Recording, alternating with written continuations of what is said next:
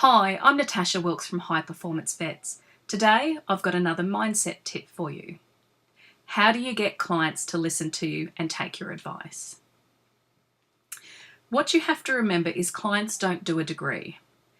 So they usually don't have any of the knowledge that we do.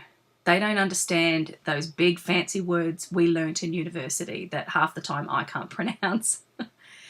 They don't have the knowledge and the skills. They just know that this is their pet, or if it's a farm animal, this is what they've got, and can you tell me what's wrong with it?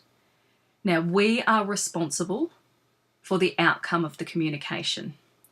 And what that means, if clients don't understand, you need to talk to them in a different way. So please be respectful. Clients are doing the best with what they have. Also remember that clients can't take in so much information in the consult room. So you need to make what you're talking to clients about very simple. It's okay to use simple words that clients understand. You don't want to be talking about an ovariohysterectomy. You have to talk in clients' language. So talk about the leg or the paw. We don't probably talk about, the phalange and the metacarpus and the metatarsus and all that sort of stuff. It means nothing to clients. So talk in their language and also give them something to go home and read or research. I know when I've gone to the doctor, especially with the kids, and I come back and I'm like, I can't remember what he said. Or, there's just so much to take in such a short amount of time. So use visual aids. If you've got an app with ebooks or PDFs on it, use that. Otherwise, find some great websites and, email the client a link, or do have handouts in the clinic. Make it easy for the client to understand what you're talking about and also what needs to be done.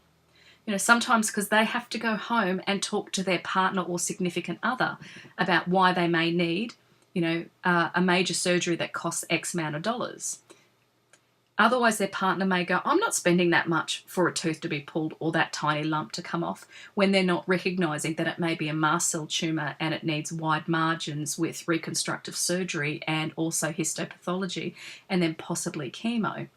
Now, you can see that is quite overwhelming for clients, especially if they came in for a tiny little lump.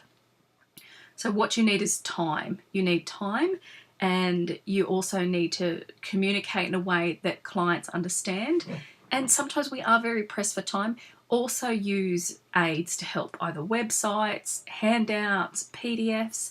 And look, also, if you can, ask a nurse, or if you have time, ring them the next day or a few days later and have a chat to them, or even communicate via email. It's really important for your career to make sure that you're able to connect with clients, and also that clients understand what you're saying and follow your recommendations. It makes clients happier, and also it makes your career more fulfilling, knowing that clients are following what you've asked them to. I'm Natasha Wilkes. Thank you for listening to our mindset tip for today. I'll talk to you soon.